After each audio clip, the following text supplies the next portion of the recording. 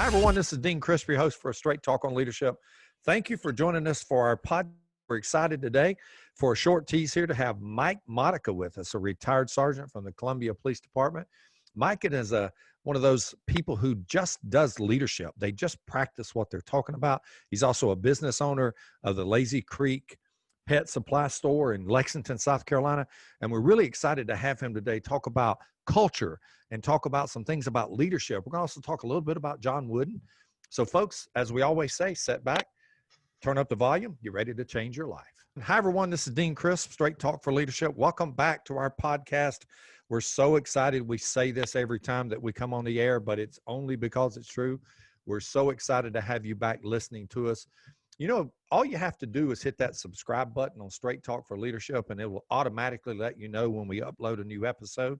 We're trying to do them every week now, and you know, with this coronavirus thing going on, it's a little difficult to get some folks. They're so busy filling in and getting things done, but we're really pleased today to have Mike Modica with us on the show. Mike is a retired sergeant from the Columbia Police Department. And before we get to Mike, I would just want to mention a couple of things that we're doing here. And you know, we created this Straight Talk on Leadership podcast. It was kind of this thing that kind of came out of Leaders Helping Leaders Network. And when we had Leaders Helping Leaders Network, it was really created so that leaders would help other leaders become better leaders.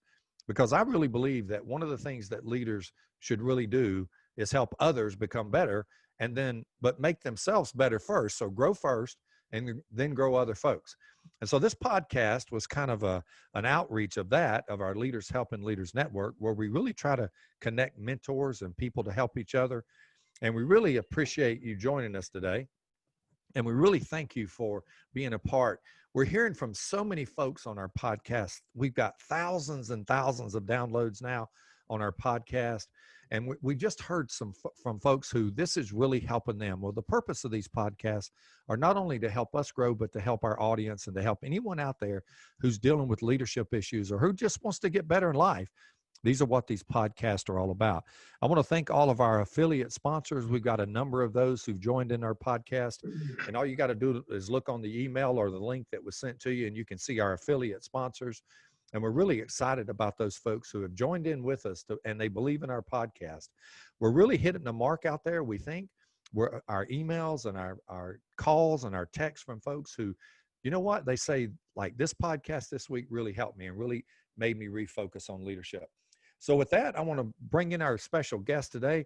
And not only, and let me just give full disclosure on this, not only is this a special guest, Mike Modica, former sergeant retired from the Columbia Police Department, but he's a personal friend of mine and somebody that I call brother, and someone who's just like a brother to me. Mike and I have been through a lot together, although Mike and I served together at the Columbia Police Department. I was chief there, and Mike was a sergeant. Mike was in charge of the traffic unit. And Mike was one of those guys that he's just a go-to guy. If you need anything to get done and you need to get it done right, Mike Modica was the guy to do that. And so Mike is now currently, since he retired from Columbia, the business owner of the Lazy Creek Pet Supply Store in Lexington, South Carolina. And Mike has learned a great deal about leadership being a business owner as well. And he's also, which full disclosure, which one of the parts that Mike and I love to go back and forth with in our brotherhood is the fact he's a Clemson Tiger fan, like a major Clemson Tiger fan. I mean, I'm talking about like stupid Clemson Tiger fan. Matter of fact, Mike, I'm going to tell a story on him in just a minute about Clemson Tigers. But Mike, you know what? It's good to have you today. And thanks for joining us. Thanks for having me, Dean. It's an honor to be here with you. Thank you. Well, you know, Mike, you and I have talked about doing these. Mike came up and took our master trainer course in January, or actually it was the 1st of February. And it was just a life-changing experience for all of us in that master trainer course. It was one of those courses that, you know, you go away thinking, man, I'm going to be different from that course. I'm going to be actually changed from that. Just a great week. And I really appreciate you coming up and joining us. We had 25 in the class, and we limit that class always to 25 because we want that individual working with each other and learning from each other. But Mike, can you tell us a little bit more about you, and just to give, you know, to give you justice when it comes to your career? Talk a little bit more about your career and what you did.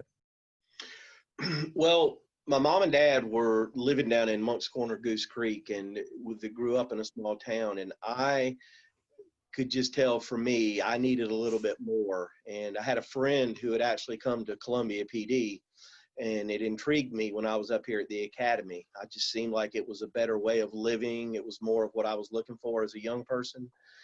And I was fortunate enough to get an opportunity to come up here. And then I think the thing that has probably been the biggest difference for me, I'm sure we'll talk about it a lot today, is that I got myself around the right kind of people who had such an incredible effect on me that, I know the word mentor gets used so much nowadays, but these folks that were mentors to me and helped guide me as a young person and helped me make the right kind of decisions and become the kind of police officer that I eventually wanted to be, where, we made a difference in the community and we cared about people and tried to do things. So I heard you say many times, the right thing for the right reasons at the right time. Mike, how long did you stay at Columbia? How many years were you there? I was there for between 21 and 22, and I had been at another agency previously and retired from there in 2010. Where were you before Columbia? So I was down in Berkeley County. In Berkeley County? Yep. And so you did your retirement time. In South Carolina, if people don't understand, you can do 25 and out, and that gives you a retirement in South Carolina. And so Mike decided to pursue other opportunities. But let's talk a little bit about our working relationship. When I was fortunate enough to be the chief of police in Columbia, Mike was one of those people that not only would be able to, you could count on to do the right thing, but he was that kind of a person that was just, you could tell that you had that draw about you to where people wanted to be around you because you were about doing the right thing and you were about business, but you also like to have a lot of fun too. Because I did notice that about you. And Mike's quite the jokester. If you don't know this, Mike loves to send me text occasionally about Clemson or, all kinds of stuff that's going on there. But Mike's quite the jokester too. And Mike, I'd be a little remiss if I didn't mention the fact that your upbringing was pretty strong, because I believe your dad graduated from the Citadel, didn't he? My dad graduated from the Citadel. He was a good football player for them back in the 50s. And, a lot of things were passed on to me. My dad was strict in a good way, which I absolutely needed it because I was an incredible handful. My mom said I was payback for how bad my dad was on his mother. And he was always very much about discipline. But the other thing that he gave me, and I know it's a big part of what you are every day and how you live your life, but I am very much about physically working, taking care of myself, keeping myself fit, not only for what it does for us physically, but what it does to keep us mentally where we need to be. Well, if you can imagine, Mike is about 5'10", 6 foot, somewhere around there, Mike. And Mike's about 5'9", 5'10", yes, sir. Yeah, he's somewhere like that. But Mike's got like a 54-inch chest, which he's just huge. And he works out all the time. So Mike's one of these guys that he's pretty impressive when you see him kind of physically. He's just a big dude. And you say you got that from your dad, who went to the Citadel and talked about it. And your dad worked out. Unfortunately, you lost your dad this last year. And, I know that meant a lot to you. Your dad did. And, but your dad, man, I could always remember in Columbia, if I was ever working out, I'd always see you there. And so you just passed on that. And the one thing I think that a lot of people miss about working out is I use the physical realm of working out to help me in the other realms of my life. Yes. It's not like it's about me looking good or trying to look good or to be thin, or those are results of what you do when you work out. It's the fact that you force yourself into doing those things. I think a lot of young people today miss that point about it's these really finite things that you do that really make a huge difference in your life. And working out is like one of them. Well, I think I'm fortunate. I think it's your personality. I know it's definitely mine. I don't need anybody to drive me or push me. I am very driven. And like you said, the things that happen to you are the end results. I love pushing the envelope, pushing myself outside my comfort zone, and always believing that you're only ever limited by your own imagination and what you can do physically and mentally. Yeah, I really like that. There's a story that I want to tell about Mike. I was fortunate enough to be able to write a book several years ago called Leadership Lessons from the Thin Blue Line. And that book was Actually, I'm getting ready to re-release that book in the next couple of months. And it's not going to be a total re-release of the book. There's going to be some things in the book, like an epilogue uh, of an interview that I did with Kelly not long ago about what have I learned since I wrote Leadership Lessons. And it talks about some of the challenges and things that I've learned, as well as we're expanding that leaders helping leaders, or the leader partnership relationship synergy model that's in the book in the first chapter. We're actually expanding that model in the second edition that's coming out. But Mike was actually played a key part of one of the chapters, talking about All In with Dabo Sweeney. And Mike is now this tells you a little bit. Now Dabo's been there 10 years, I think, something like that. Yeah, it's just 10 plus years. Yes, sir. And before, when we all started this, I told you Mike was like, a major Clemson fan. And I had the opportunity to meet Dabo Sweeney shortly after he was named the head football coach there. And I'm going to let Mike talk about Dabo in a minute in terms of some of the things he's learned from Dabo. But I was at the baseball game where Adam and Andrew, my twin sons, were playing for University of South Carolina. And if you don't know, that's a rivalry that's like crazy. I mean, Clemson and South Carolina, they would fight over anything. If it's them two against each other, it's a major junk talk and major craziness. The whole state's divided right down the middle. It's really crazier than you think. Really, it is. And in baseball, because both teams are really pretty good, those rivalries are fairly even. Now in football, I will say that Clemson has edged quite a bit ahead of South Carolina. So that's not much of a rivalry anymore, if you know you're going to get the shit beat out of you every time you're in a football game.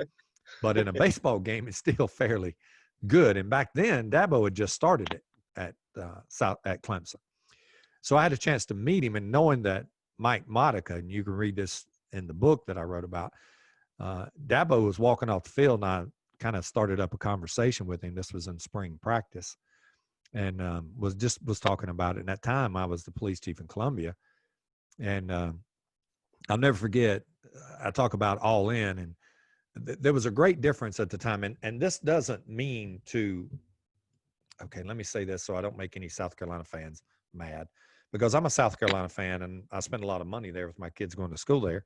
But there's a big difference between Steve Spurrier and Dabo Sweeney.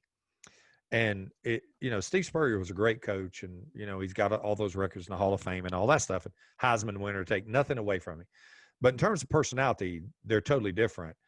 Whereas Dabo Sweeney's very personable, will talk to anybody, and he gets the all in thing. Whereas Steve Spurrier will ride in on a golf cart and talk to nobody and jump off and run. I mean, and that's exactly the difference. And they're very different from my experience now. And if you're close to Spurrier, that's not going to be the same. But from just a casual observer, they're quite different. And Dabo Sweeney came off the field, and man, he walked right through where I was standing there. And I said, "Hey, coach."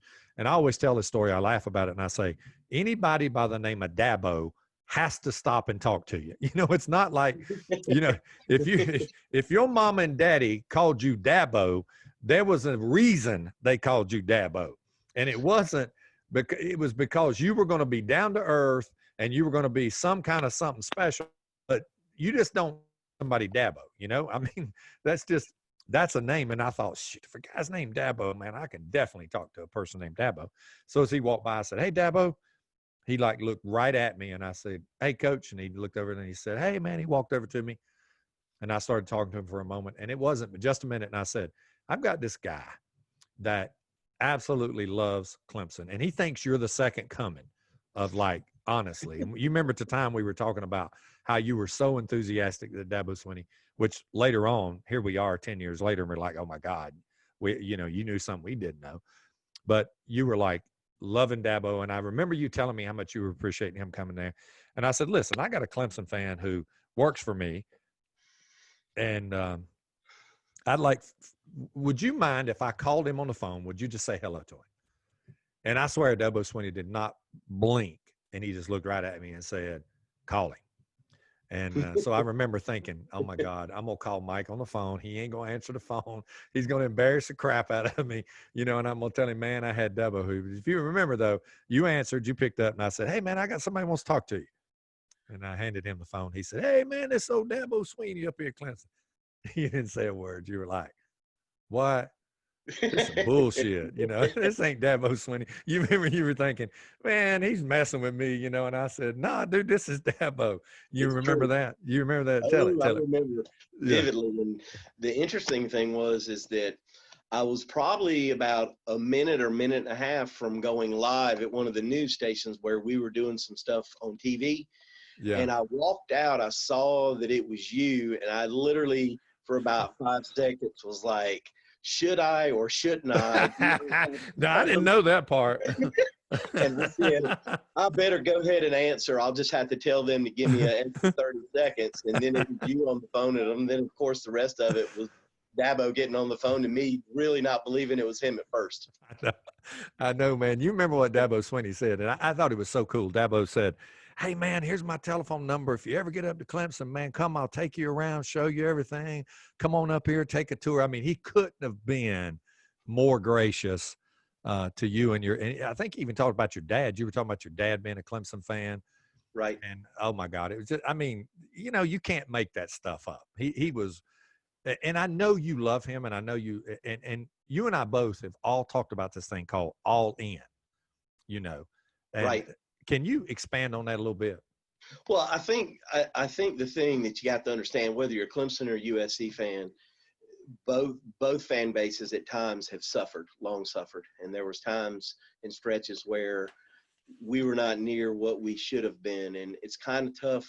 And again, I'm sure you understand this part like I do, to where you see what we could be, but we can never quite get there. And so the first part of it was awesome to see us finally being who we could be. And the thing that mattered for me, because it had become such a part of my life and who I was from being surrounded by the people who had made such a difference to me, is that the kind of character in which we were starting to do it and how we were doing it for the right reasons at the right time, and the level of discipline that was being instilled, and you do go to class, you do have to go and get your degree, you do go to study hall.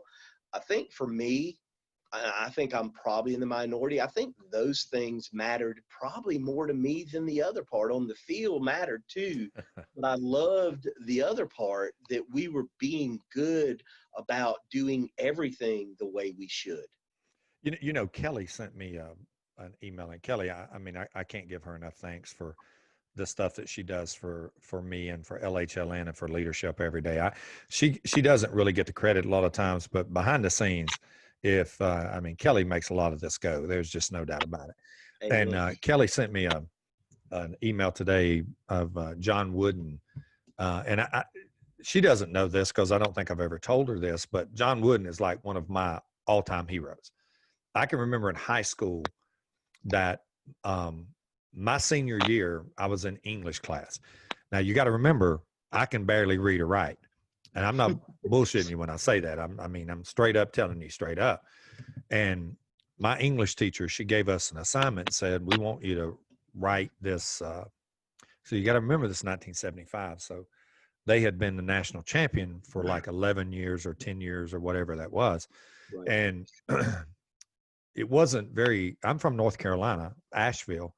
And anybody from North Carolina is a Tar Heel fan in basketball. Right. But crazily, I was a UCLA fan.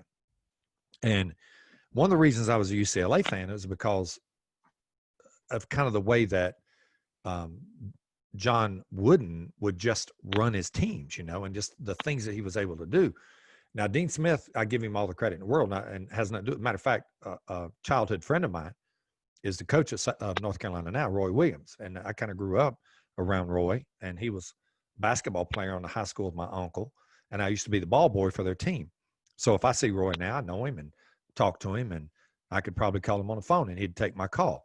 But I mean, I'm not we're not best buddies by any stretch of imagination, but I always surrounded by Tar Heel basketball, but UCLA was just one of those things, I mean, I just couldn't help it. And I remember one of my assignments in high school was to write either a letter or something as it related to, like a little bit of an essay. And I can remember I wrote a letter to John Wooden, was one of my high school things, of talking about how it was really about life that I was so impressed with him. And this is one thing, when I was watching that today, this is the one thing that I freaking believe is so key to leadership, and it's so key to life in general, is don't forget why you're there. And John Wooden said this today. He said, the number one thing we wanted to make sure that every single one of our players knew about was the reason they were at UCLA was not to play basketball, but to get a good education. And he said, we emphasize that like in a major, major way. And, I was listening to that today and I thought, oh my God, that's the same thing about leadership. And you and I know this, Mike, from a personal experience at the Columbia Police Department, and that we had a number of people at the Columbia Police Department. We had a number of people who lost sight of really the reason they were there. They really didn't understand that. Right. I mean, the thing that I always remember about my times there, I think everyone, they remember things differently. For me, I've got incredible relationships and friendships of a lifetime, that people that impacted me in so many incredible ways. But I always really believed about this. If you let the place you're at or the people around you change who you are or who you want to be or the person that you want to be, then that's the danger zone. Because like you and I used to talk about, never let anybody take your happy from you. Oh, yeah. And make sure you're wearing it on your sleeve and you're spreading it with other people and you're keeping yourself where you want to be. Oh, yeah. I mean, that's so true, Mike. And I think that it's so simplistic now. And you talk about Wooden's thing, it's so simplistic to just remember why you're there. And that was the thing that he said that made so much sense to me today. And I watched that whole thing, and I'm going to talk about these in a few minutes after we talk a little bit more about Dabo Swinney. But he said he had three things that he really kind of, and to the generation today, this is where I think that we're losing the generation today. Now, don't get me wrong. I think this generation, and I'm talking about the iGens, the ones between 1995 and 2015 that were born, the latter generations who are just now coming into the workforce. Right. And those now, we're losing a major social connection with them. They're just different. And that thing where you said that you got taught by the right people to do the right things, that really steered you. Imagine if you didn't have that. I mean, it's true. I think the constant thing that you see, because the thing I thought about, I watched a lot of that video that Kelly sent in regards to Coach Wooden too.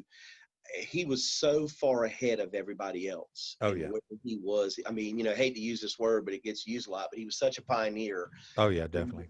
That he was doing things that others, let's be honest, to this day, we still got some people who, and the phrase that I like to use, I'm not a wordsmith nearly as well as you. My wife is a phenomenal wordsmith, but people who are in positions of leadership, and there's a difference between them and people who are leaders.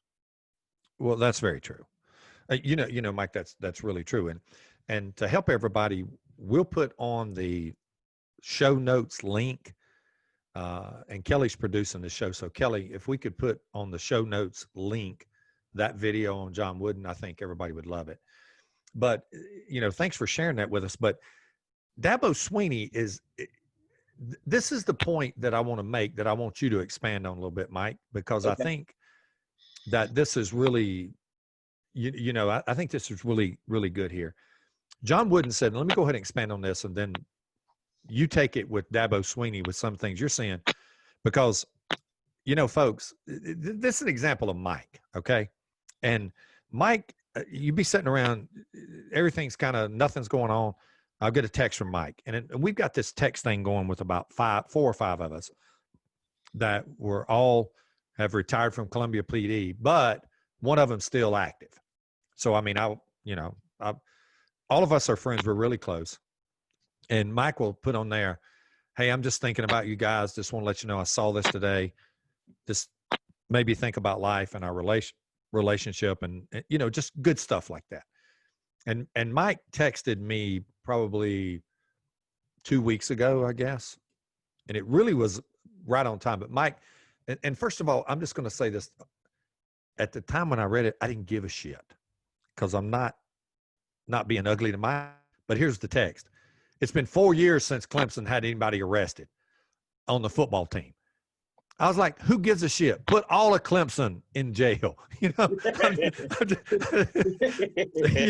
I'm not saying I want those kids to go to jail, but it's like we used to laugh because him working at Columbia and me being the chief at Columbia, there wasn't many weeks went by where we weren't arresting people.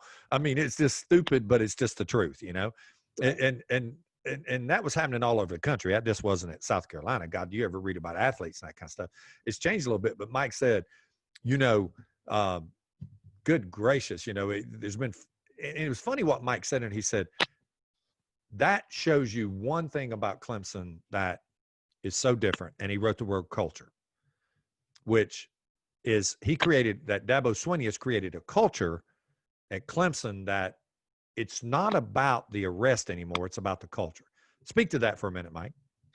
Well, I mean, some of the bullet points that I've written down in regards to that was the last time that they'd had an arrest within the football program had been March 14th of 2016, which had been 4+ years.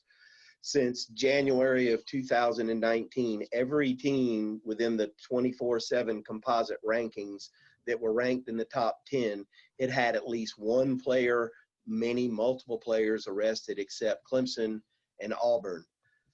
Then one of the other ones that stuck out to me that was a huge is that there's several programs during this time period that have upwards of 50. There are several listed on here, Florida State, Alabama, that had close to north of 30. And the reason being for that, the definition of culture, I looked and found what I felt was the reason why they're doing what they're doing.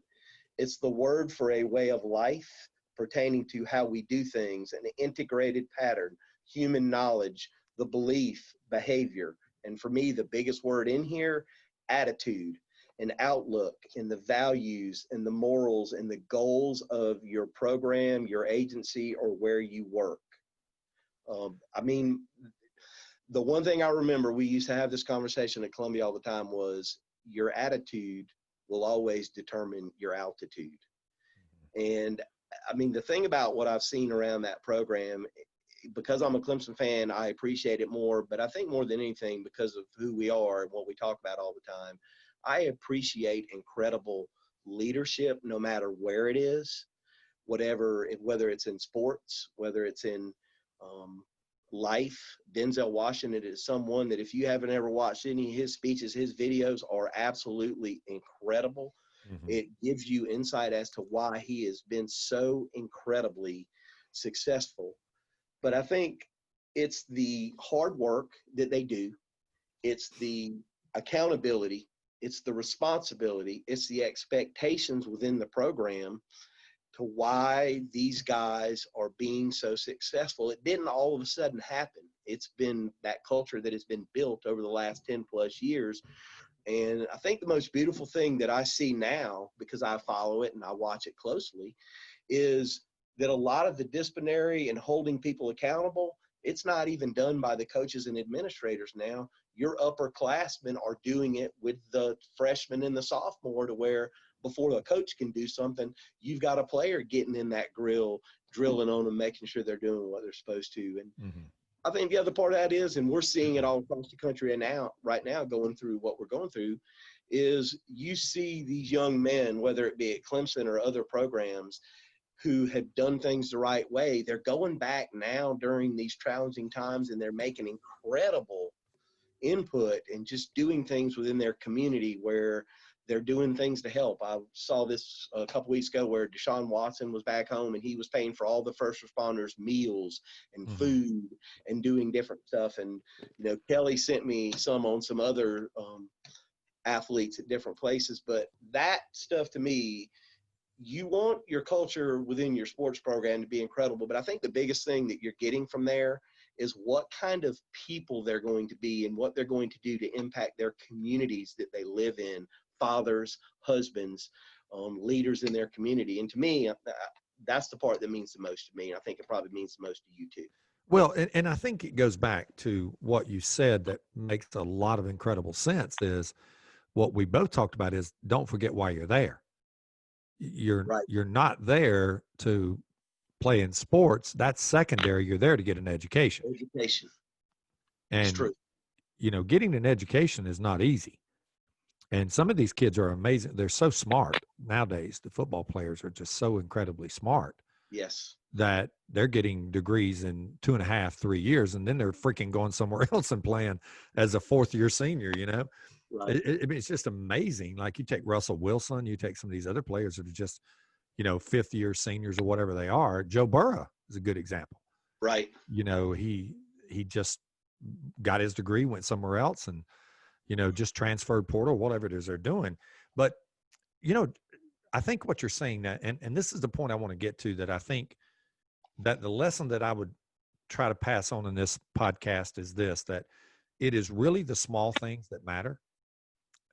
John Wooden said he had 3 things that made all the difference in the world to his program. And those 3 things, he said, I learned this in 1934 when he was coaching in high school. He said, first thing, never be late. Second thing, don't use profanity. Well, I would have failed him in that one.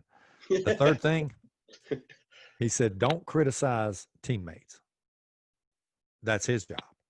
Now, you think about that for a second. Right. That first one, let's just take that first one for a second. Never be late. He said, start on time and end on time. Now, I was thinking about that a little earlier when I had listened to that video.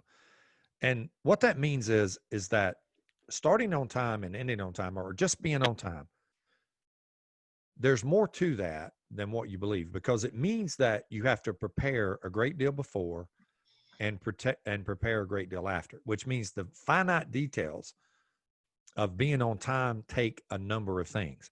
Getting ready earlier, a mindset, deciding you're going to get it done, putting yourself in priorities, and just simple stuff like that, where John Wooden took a simple concept of being on time and literally turned it into turning a whole program around.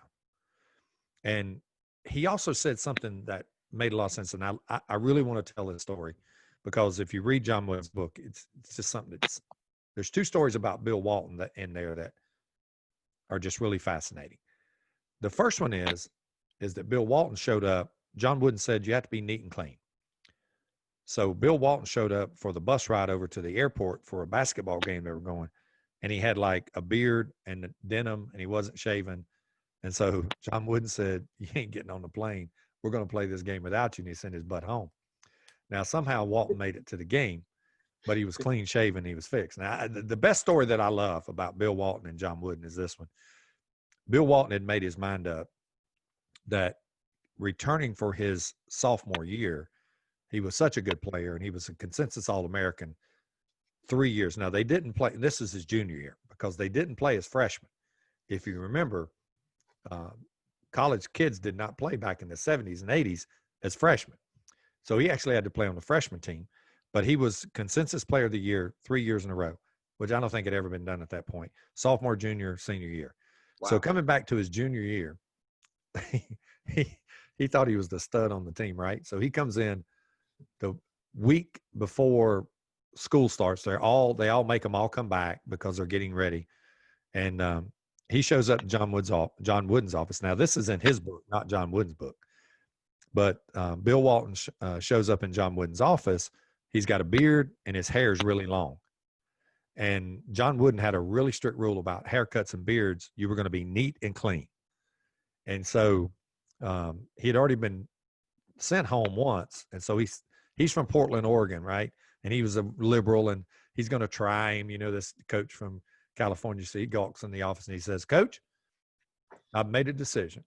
He said, "I'm not going to cut my hair and I'm not going to shave my beard this year. You're either going to accept me for who I am, or you're either I'm not going to be playing."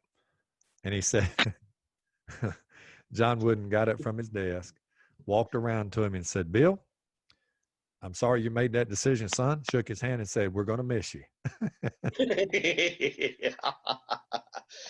And Oh my God, that's dismissed him. awesome. Yeah, he shook his hand and said, "Son, we're going to miss you. You got So anything else for me?" And he said, "No." He said, "Okay, son, we'll see you. We're going to miss you." And he said, Bill Walton in his bone book says it didn't take him about 2 minutes after leaving that office to run to the fastest barber and get a shave and a haircut, because here was a guy that didn't put up with any bullshit when it comes to that. And I mean, I just think that's such a great story that he stood on those. He said, "These are the rules and these are what we're going to do today." And I think one thing that John Wooden said that made a lot of sense. He said, social life is important, but it shouldn't be number one. Because if you put your priorities on social life, it'll make you lazy in other areas of your life. Oh my God, that was so good. So it's it was good really stuff. good. Dean, let me add a time story here because I think this story needs to be told. So when I was a young officer and I was working out in the Shandon area, of all shifts for me to come in late, it's almost embarrassing to even say it out loud. I was late for evening shift.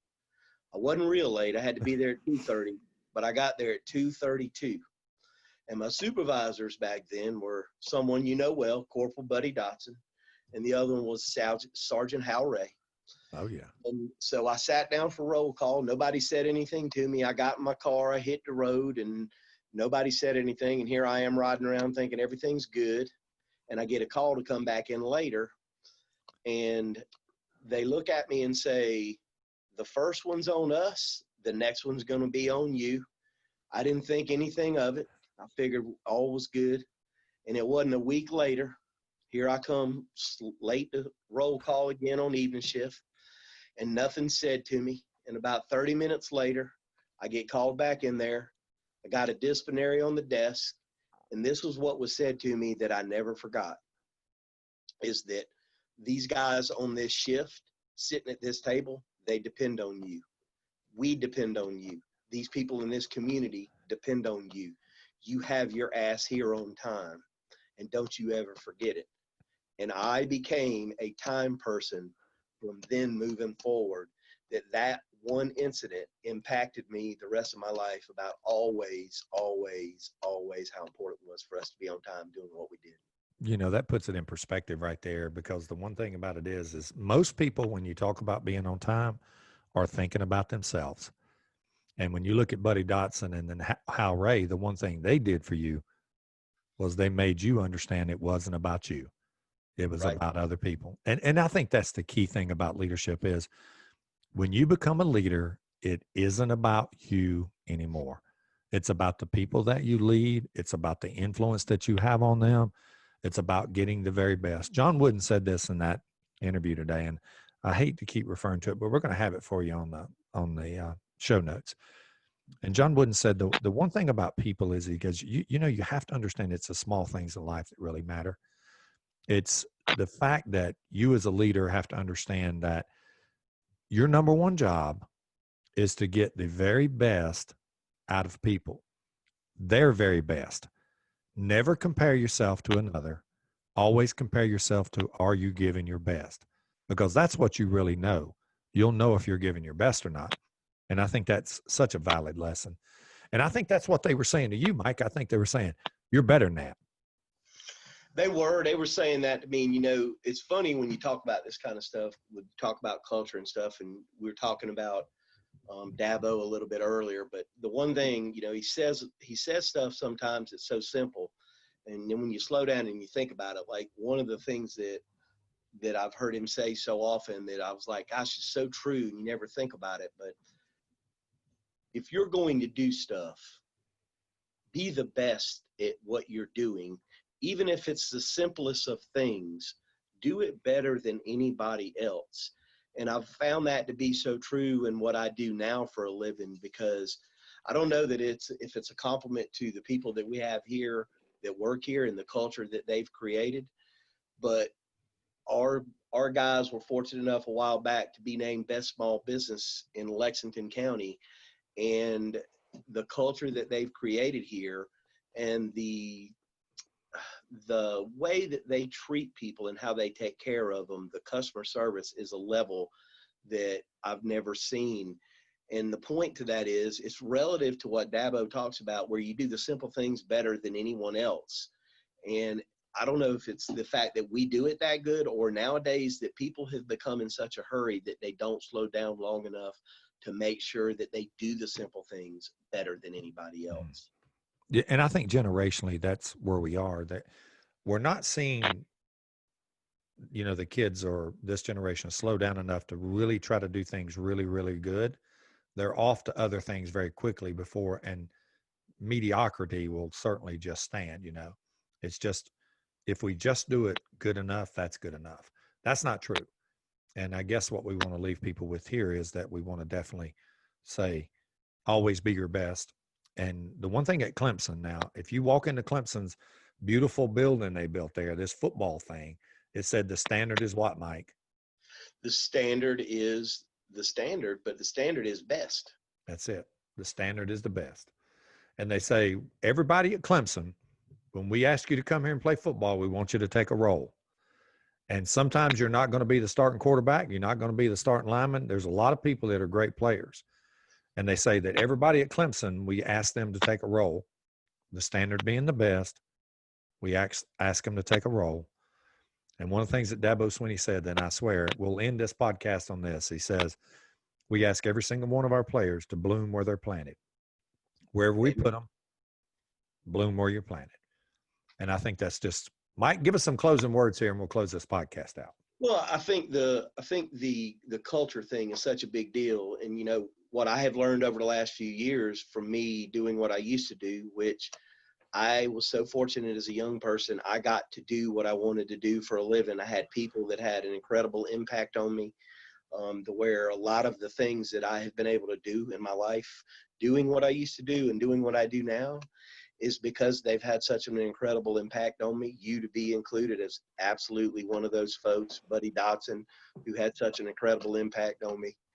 And I have found, going into what we do here now, is that, man, everything we do is about a couple things: culture, about how you treat and take care of people, and how you do things day in and day out, no matter if it's during a hard time or it isn't. And the way you care about folks and you make sure that they know you're here for them, and it's not phony, because people can tell when it's not phony, and it's all inclusive of everyone. A side note on what you said about Clemson is that it's not only like that with the players, but it's with the management staff, the equipment staff. They do that with everybody. It's all inclusive of everybody to perform at the best level. So for me, that's what it is that even during hard times like we're all going through now, is to be the best you can and make sure your culture is what it should be, that you're checking on people, that you don't get so wrapped up in what you're dealing with, that you're not making sure you're taking care of all your folks around you, checking on everybody, making sure everybody's good, make sure your culture is really healthy. You know what? I couldn't say it any better, Mike. Thank you very much. I told you, folks, Mike's a good one. We're going to have a great conversation today. Mike, you certainly have been, what a joy to be with us today. Thank you. What a pleasure to talk leadership with you. Man, we could go on for hours and hours and hours. Mike, thank you for that. Folks, we want to tell you, when we first started this at Straight Talk on Leadership, that's what this episode was going to be about, Straight Talk on Leadership. We hope that we've helped you look at leadership a little bit differently. We hope that we've helped you take a closer look at yourself. And remember, the standard is be the best. Always try your best. And as we say here, we hope we've changed your life. With that, Mike, thanks again for being a part of this. Thank you. And until next time, I'm Dean Crisp.